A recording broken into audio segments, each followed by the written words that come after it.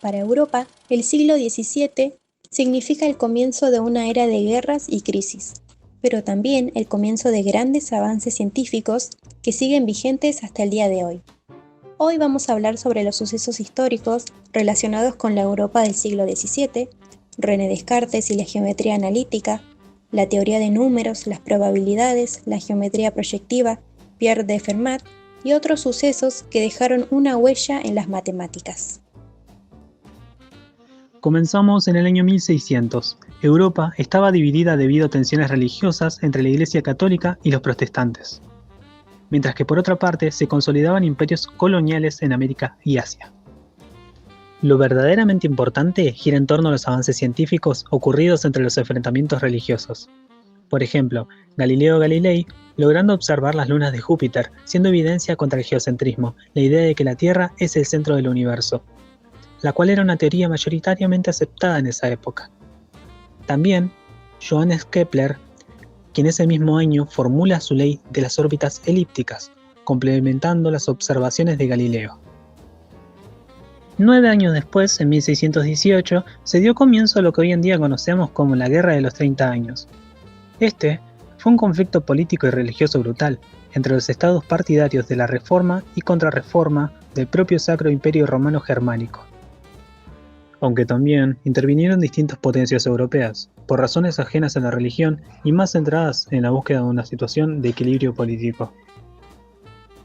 Es innegable que los años que siguieron fueron importantes para la ciencia, pero la constante amenaza por parte de la Iglesia ponían en jaque a los científicos de la época, siendo así como en 1633 Galileo es juzgado y condenado a arresto domiciliario y dejar de publicar de por vida. Pero esto no detuvo a René Descartes. Bueno, ahora vamos a hablar sobre René Descartes, este filósofo y matemático tan reconocido por su célebre frase: pienso, luego existo. René Descartes nació el 31 de marzo de 1596 en La Haye, Francia, en una época abarcada por profundos cambios, tanto culturales como científicos y religiosos. Ya desde joven mostró una curiosidad insaciable por el conocimiento. Su formación comenzó en el prestigioso colegio jesuita de La Flèche, donde recibió una educación clásica basada en la lógica aristotélica y la teoría escolástica. Luego, continuó su formación en Derecho en la Universidad de Poitiers. Sin embargo, lejos de conformarse con lo aprendido, Descartes pronto comenzó a cuestionar la solidez de sus saberes. Durante su juventud, se enlistó en el ejército y viajó por Europa, lo que le permitió entrar en contacto con nuevas ideas y observar el mundo desde múltiples perspectivas. Fue una noche de invierno en Alemania, mientras reflexionaba en soledad cuando tuvo una serie de sueños, a los que él denominó visiones celestiales, que revelaron su verdadero propósito: construir un método que permitiera alcanzar verdades indudables. Regla número 1. Evidencia. No aceptar como verdadero nada que no se presente con claridad y distinción, evitando así los prejuicios y las ideas confusas. Número 2. Análisis. Dividir cada problema en tantas partes como sea necesario para poder comprenderlo mucho mejor. Número 3. Síntesis. Ordenar los pensamientos desde los elementos más simples hasta los más complejos. Y número 4. Revisión. Hacer recuentos complejos y revisiones generales para no omitir nada. Este método, inspirado en la precisión de las matemáticas, buscaba garantizar un conocimiento seguro, construido paso a paso. Pero el método cartesiano no era solo una técnica para pensar con orden, era una apuesta por un conocimiento confiable, claro y universal. Descartes no se conformaba con especulaciones ni con saberes heredados, quería construir desde cero con fundamentos sólidos, como quien levanta una casa sobre terreno firme. Su ideal filosófico no se limitaba a la teoría ni al debate abstracto. Descartes aspiraba a un saber útil, capaz de transformar la vida humana. Admiraba la precisión de las matemáticas y soñaba con una filosofía que tuviese esa misma claridad, estructura y poder explicativo. Por eso dedicó gran parte de su vida a desarrollar una física y una metafísica racionales, basadas en principios simples, deducciones lógicas y una confianza profunda en la razón como guía del pensamiento. Ahora con respecto a la geometría, sabemos que antes de Descartes, La geometría se basaba en construcciones con regla y compás, siguiendo el legado de Euclides, claro. Pero Descartes introdujo una herramienta radical, el sistema de coordenadas cartesianas, que permite ubicar cualquier punto en el plano mediante dos números.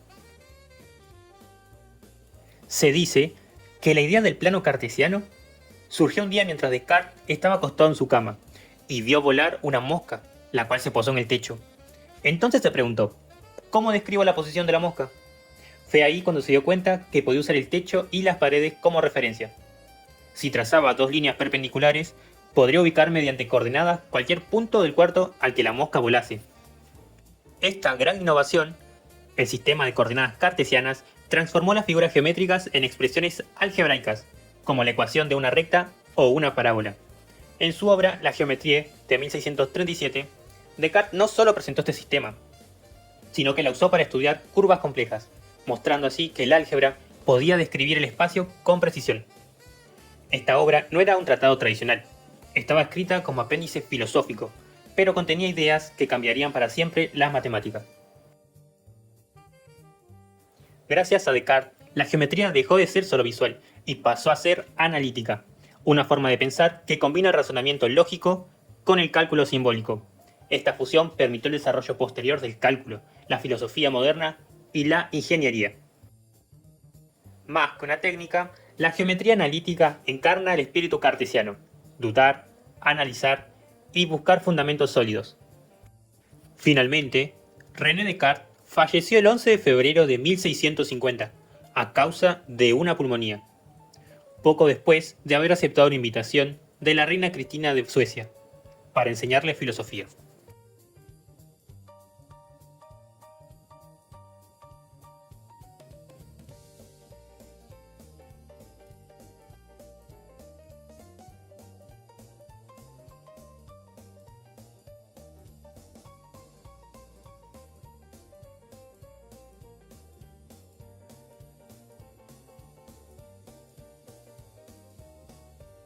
Como vimos, René Descartes tuvo muchas contribuciones a las matemáticas. Además de las ya mencionadas, formalizó el uso de símbolos para las variables y los coeficientes en las ecuaciones. Estableció que las letras iniciales del alfabeto ABC representaban valores conocidos, y las del final del alfabeto, X, Y, Z, las incógnitas. También desarrolló una regla para determinar el número de raíces reales positivas y negativas de un polinomio. También tuvo otras aportaciones geométricas y algebraicas diseminadas en sus papeles póstumos y en su correspondencia.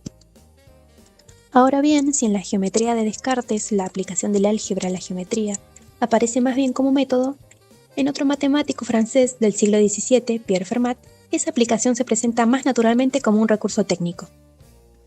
Pierre de Fermat nació en Francia en 1601, fue un jurista y matemático francés, considerado uno de los matemáticos más importantes de la primera mitad del siglo XVII, junto a René Descartes.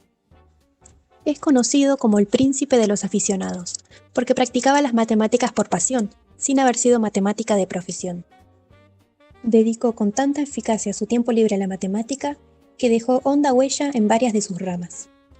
De hecho, contribuyó a la fundación de la geometría analítica, a la teoría de la probabilidad, junto con Pascal, y es famoso por su último teorema de Fermat.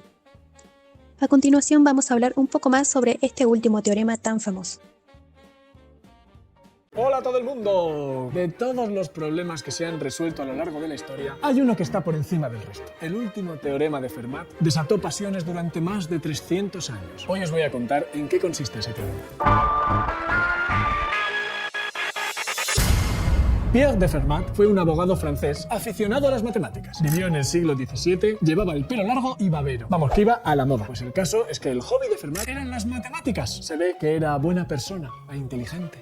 Fermat hizo trabajos en varias áreas de las matemáticas y se escribía con matemáticos de la época. Incluso hay varios resultados en teoría de números que llevan su nombre. Pero lo que más famoso hizo Fermat fue su conjetura, lo que ahora es el último teorema de Fermat. ¿Queréis saber en qué se basa este teorema? Seguro que sí. Pero primero tengo que hablaros del teorema de Pitágoras. El teorema de Pitágoras es muy conocido. Dice que la suma de los cuadrados de los catetos de cualquier triángulo rectángulo es igual al cuadrado de la hipotenusa. Bueno, Pues resulta que podemos encontrar ejemplos de triángulos rectángulos cuyos lados son números enteros y que por supuesto verifican el teorema de Pitágoras. Por ejemplo, con lados que midan 3, 4 y 5. Resulta que 3 al cuadrado más 4 al cuadrado es 5 al cuadrado. Esto también vale para 5, 12 y 13. 5 al cuadrado más 12 al cuadrado es 13 al cuadrado. Cuando tres números enteros cumplen eso, se dice que forman una terna pitagórica. Por ejemplo, estas son las 16 primeras ternas pitagóricas. Todo claro, ¿no? Pues un día, seguramente nada más levantarse de la siesta, Fermat se preguntó qué pasaba si se cambiaba lo de elevar al cuadrado por elevar al cubo o a otros exponentes. ¿Sería fácil encontrar ternas fermatianas? Bueno, pues Fermat se puso a buscar y no encontró ninguna. Ni 3 al cubo más 4 al cubo es 5 al cubo, ni 3 a la cuarta más 4 a la cuarta es 5 a la cuarta, ni nada de nada. Se convenció de que era imposible encontrar ninguna. Así que en 1637 formuló la que iba a ser la conjetura más famosa de los siguientes 3 siglos. No existen números enteros A, B y C tales que a a la n más b a la n es igual a c a la n, con n mayor que 2. Fermat decía que lo sabía demostrar, pero que la demostración no le cabía en el margen del libro que tenía a mano. El caso es que el hombre se murió sin escribir la demostración, así que nunca lo sabremos. Y hasta aquí el vídeo de hoy. Hasta luego. No, que es broma. La vida siguió y los mejores matemáticos se pusieron a intentarlo, pero ninguno pudo. Se desarrollaron matemáticas que no existían. Aparecieron nuevas ramas, pero nada. Nadie podía con la conjetura de Fermat. Y entonces, en 1994, 357 años después de que Fermat la enunciara, Andrew Wiles anunció que había resuelto el enigma matemático más famoso. La demostración de Wiles hace uso de lo que se llama la conjetura de Taniyama-Shimura-Bai, que pertenece al área de las curvas elípticas en las que Wiles es especialista. Wiles empleó 7 años para demostrar la conjetura. Usó matemáticas que ni existían en el tiempo de Fermat. Como no han aparecido demostraciones más sencillas, mucha gente cree que Fermat simplemente no pudo demostrar su conjetura. Lo que sí que demostró es que se pueden hacer muy buenas matemáticas sin ser un profesional, aunque quizá haya que ser alguien tan excepcional como él. Y ahora sí, hasta el próximo vídeo. Veamos un poquito más sobre este último teorema de Fermat. Como bien se comentó en el video, sabemos que x al cuadrado más y al cuadrado es igual a z al cuadrado. Pero ¿qué pasa cuando x elevado a la n más y elevado a la n es igual a z elevado a la n con x, y y z, que son enteros positivos, y n es mayor a 2? Bueno, es ahí cuando Fermat dijo con sus propias palabras: es imposible que un cubo se pueda expresar como una suma de 2 cubos, o que una potencia cuarta se escriba como una suma de potencias cuartas, o en general, que un número que sea una potencia de grado mayor que 2 se pueda descomponer como suma de 2 potencias del mismo grado. He encontrado una demostración verdaderamente maravillosa de este resultado, pero este margen es demasiado estrecho para contenerla. Es con esa frase que se dice que dejó en jaque a la humanidad durante más de 3 siglos. La conjetura parece fácil de decir, pero imposible de demostrar, porque muchos matemáticos intentaron resolverla. Sabemos que para el teorema de Pitágoras hay infinitas soluciones, infinitas ternas pitagóricas que satisfacen que x al cuadrado más y al cuadrado es igual a z al cuadrado. Por ejemplo, 3, 4 y 5, o 5, 12 y 13, y hay muchísimas más soluciones, que las podemos representar así. Ahí vemos las soluciones, 4 y 3, 5 y 12, y así hay infinitas soluciones. Ahí vemos algunas de ellas. Las podemos escribir así, reemplazando los valores de m y n y obteniendo las soluciones que queramos. Ahora bien, si en vez de elevar a 2, elevamos a un número mayor a 2, como 3, 4, 5, ¿hay soluciones? Bueno, si intentamos con x al cubo más y al cubo igual a z al cubo, podemos ver que no es tan sencillo encontrar soluciones. En una gran región del plano no encontraríamos soluciones si empezamos a intentar con números. Y es lo que le ocurrió a Fermat en el año 1637. No parecía haber soluciones enteras positivas para esta ecuación. Por eso conjeturó lo siguiente.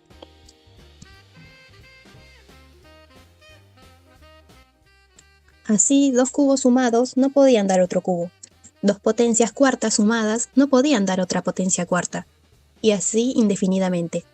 A esto se le dio el nombre de la conjetura de Fermat, porque nadie lo había podido demostrar. Hasta Fermat dijo que tenía una demostración maravillosa para esto, pero que no entraba en el margen del libro. Nunca se encontró una demostración completa por parte de Fermat. Pero bueno, podríamos pensar que si Fermat había encontrado la demostración, no debería ser muy difícil de hallarla. Pero no era tan así, porque no se demostró como cierta hasta 350 años después. Como era el último resultado que faltaba demostrar, se le dio el nombre de el último teorema de Fermat. Uno de los problemas de resolver esta conjetura es que hay que demostrarlo para todos y cada uno de los exponentes n. lo cual es bastante complicado, porque son infinitos casos. Pero lo que sí hizo Fermat es demostrarlo para n igual a 4, por lo que demostró que no existen soluciones que cumplan que x a la cuarta más y a la cuarta es igual a z a la cuarta. El método que utilizó para demostrarlo es el de reducción al absurdo. Así que supuso que existía una solución y encontró un método para, a partir de esta solución, encontrar una más pequeña todavía. Y de esa más pequeña, encontrar otra más pequeña todavía, y así sucesivamente. Esto implicaba que había infinitas soluciones cada vez más pequeñas, pero como las soluciones eran enteras positivas, y el tope o el límite era 1, esto no era posible. Era una contradicción. Así demostró que estaba en lo cierto con n igual a 4, y es el único caso que Fermat demostró en su vida. Y recién 100 años después pudieron resolver otro caso con n igual a 3, quien lo demostró Euler, pero se quedó ahí, y en años posteriores otros matemáticos intentaron con éxito demostrarlo con otros exponentes, y se llegó a la conclusión de que algunos números no hacía falta demostrar porque dependían de los anteriores, o sea que solo hacía falta demostrar la conjetura cuando el exponente es un número primo. Esto reducía bastante el trabajo. Aún así, hay infinitos números primos, así que de uno en uno no se podría resolver el problema por completo. Es por eso que había que atacar todos los exponentes a la vez, porque había infinitos casos. Esto mediante un método general, y eso lo hizo la matemática francesa Sophie Germain. Ella suponía que existían soluciones a la ecuación para un número p dado. Los separó en dos casos. El primero era que alguno de los números se podía dividir por el mismo p, y el segundo caso es que ninguno dividía a p. Así dedujo que si 2p más 1 también era un número primo, entonces no habría soluciones para el caso 2. Y esto es algo que se hacía por primera vez en la historia, buscar un método general para cualquier primo p que cumpliese estas propiedades. Si bien esto no resolvía el caso por completo, sí que ayudó para muchísimos números primos. Pero a pesar de todos los intentos de muchos matemáticos, no hubo grandes avances con la conjetura de Fermat en general, hasta que apareció Andrew Wiles, un matemático inglés nacido en 1953. A sus 10 años encontró un ejemplar de The Last Problem, donde se hablaba del último teorema de Fermat, y se propuso resolverlo.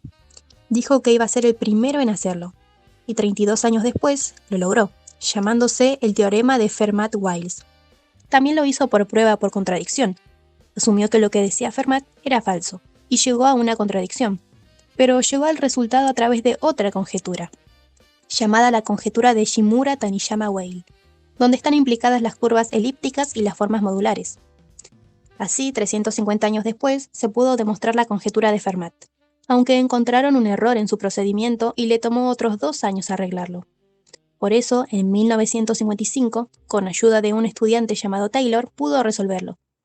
Entonces, se llegó a la conclusión de que si n es un número entero mayor que 2, no existen soluciones para la ecuación x elevado a la n más y elevado a la n igual a z elevado a la n. Así se resolvió uno de los problemas más famosos de las matemáticas, que estuvo 350 años sin resolverse. De hecho, la demostración llevó más de 100 páginas, así que podemos entender por qué Fermat dijo que la demostración no entraba en el margen de la hoja. O hay quienes creen que como la demostración a la que alude Fermat no apareció ni en la correspondencia, ni en los papeles que dejó, tal vez nunca dispuso de tal demostración maravillosa que creyó en algún momento poseer. En el video vimos que Fermat utilizó el método del descenso infinito, un método que también usó para resolver en otras varias cuestiones de teoría de números. Es una combinación de la inducción completa con la propiedad de tener un mínimo a la sucesión de números. Este método de descenso infinito es una técnica de demostración matemática usada para probar que una afirmación no puede ser verdadera para ningún número natural dentro de un cierto subconjunto. Fue introducido por Fermat y se basa en el principio de buen orden de los números naturales, que establece que cualquier subconjunto de números naturales tiene un elemento mínimo.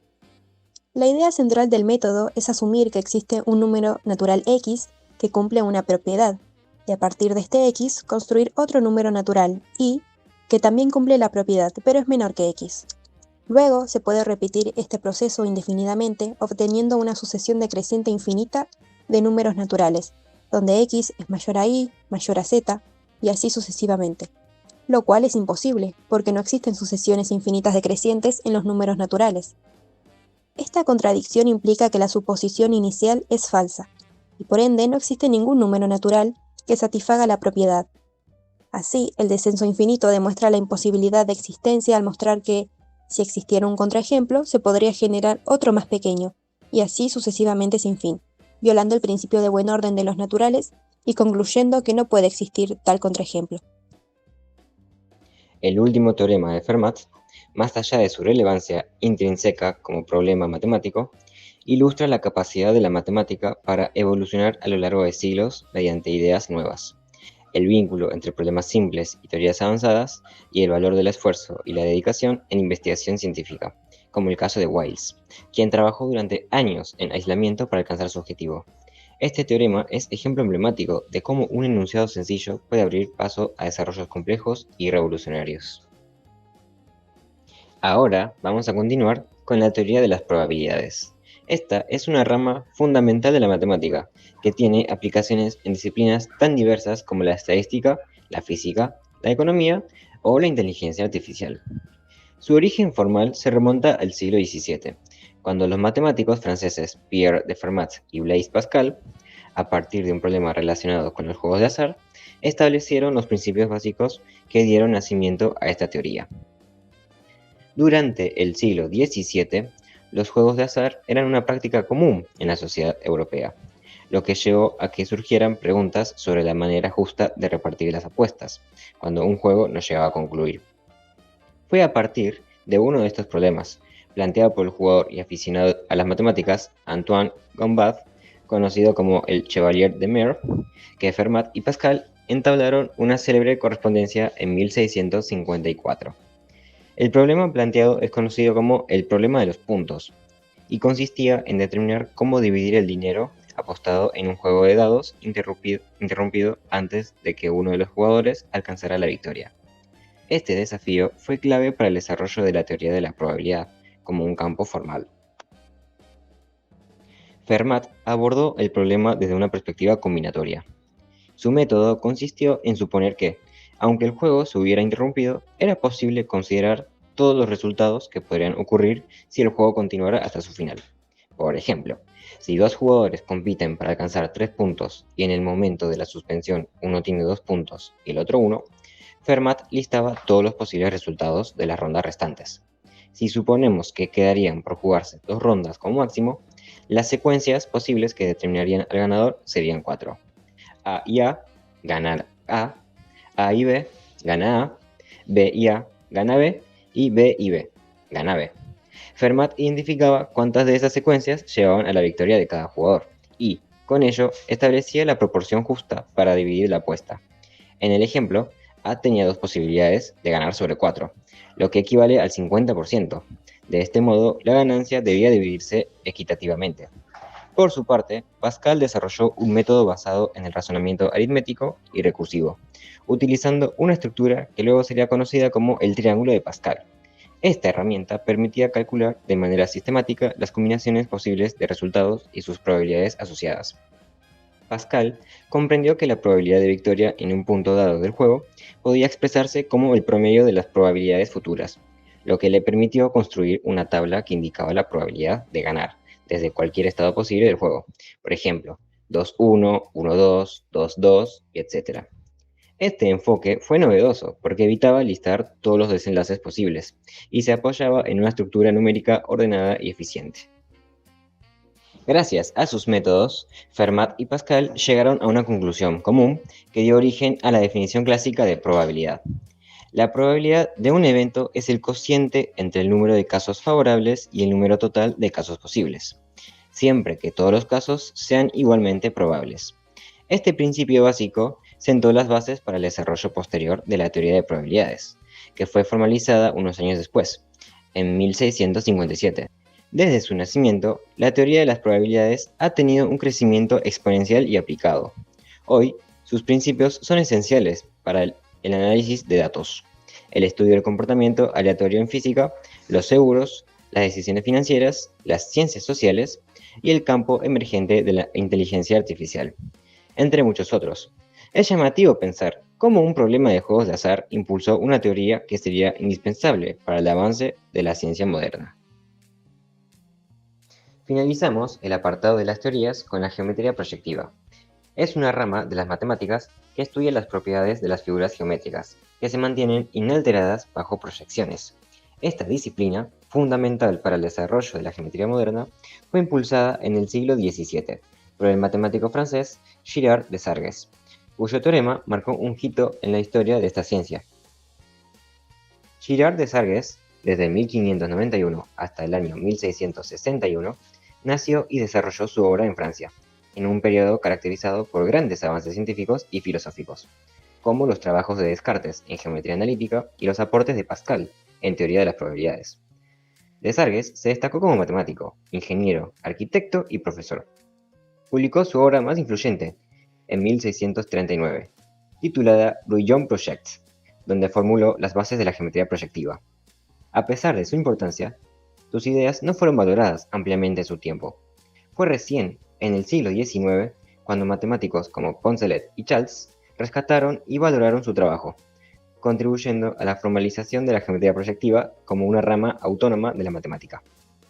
La geometría proyectiva se diferencia de la geometría euclidiana por no considerar la medida de las distancias o ángulos, sino las relaciones de incidencia y alineación entre puntos, rectas y planos. En esta geometría, todas las rectas se cortan, aunque sea en un punto en el infinito. No existe el concepto de paralelismo como en la geometría euclidiana, y la forma y el tamaño de las figuras no son relevantes, sino sus relaciones proyectivas. Su objetivo principal es el estudio de las propiedades que permanecen invariantes bajo transformaciones proyectivas, como las proyecciones centrales o perspectivas. Esta perspectiva la convierte en una herramienta esencial en campos como la arquitectura, el arte y la informática gráfica. El punto central del aporte de Sargues a la geometría proyectiva es su teorema homónimo, que establece: si dos triángulos están en perspectiva desde un punto, entonces están en perspectiva desde una recta, y viceversa. La explicación es la siguiente. El teorema de Sargues afirma que en el plano proyectivo, dos triángulos son proyectivos desde un punto si y solo si son proyectivos desde una recta. Pero, ¿qué quiere decir esto exactamente? Este teorema afirma que dos triángulos ABC y A'B'C' verifican que las rectas que pasan por AA', BB' y CC' son concurrentes si y solo si los tres puntos de corte de las rectas que pasan por AC y A'C', BC y B'C' y AB y A'B' están alineados. Pero cuidado, esto es un teorema en el plano proyectivo, en el que tenemos que tener en cuenta que dos rectas paralelas se cortan en un punto del infinito. De este modo, el caso en el que los triángulos ABC y A'B'C' tienen lados paralelos 2 a 2, también verifica que los puntos de corte en el infinito están alineados, pues pertenecen a la recta del infinito. Este último caso particular es el que realmente necesitamos para nuestro problema de construcción. Vamos pues a enunciarlo con todo detalle para el plano fin. Sean ABC y A'B'C' dos triángulos sin vértices comunes. Si los lados AB y A'B'B', AC y A'C', BC y B'C' son paralelos 2 a 2, entonces las rectas que pasan por los puntos A y A', B y B', C y C' son concurrentes, es decir, se cortan en un punto, o bien son paralelas. Esto sucede en el caso en que los dos triángulos son congruentes. Aunque no vamos a demostrar el teorema de Sargues en este vídeo, pues escapa de nuestro objetivo, sí que me gustaría mostrar algunas de las aplicaciones que tiene dicho teorema. Supongamos que tenemos una regla y un papel con dos segmentos no paralelos y un punto dibujados. Imaginad que queremos trazar la recta que pasa por el punto dibujado en el papel y el punto de corte de las prolongaciones de los dos segmentos. Nos encontramos con un problema serio, pues el segundo punto de la recta que queremos trazar se sale de nuestro papel. ¿Cómo podemos resolver este problema con un poco de astucia y el teorema de Sargues? Hagamos lo siguiente. Tracemos dos segmentos con extremos en el punto dado y puntos en cada uno de los dos segmentos dibujados en el papel. Trazamos el segmento que une los dos últimos puntos y a los tres puntos los llamamos A, B y C. Tracemos una paralela a ABC, que corta en dos puntos a los segmentos dados, y paralelas a AB y a C pasando por estos dos puntos. Estas dos paralelas se cortan en un punto, y nombramos estos tres nuevos puntos como A', B' y C' respectivamente. Hemos dibujado dos triángulos que por construcción verifican que tienen lados AD y A'B', AC y A'C', BC y B'C', paralelos 2 a 2.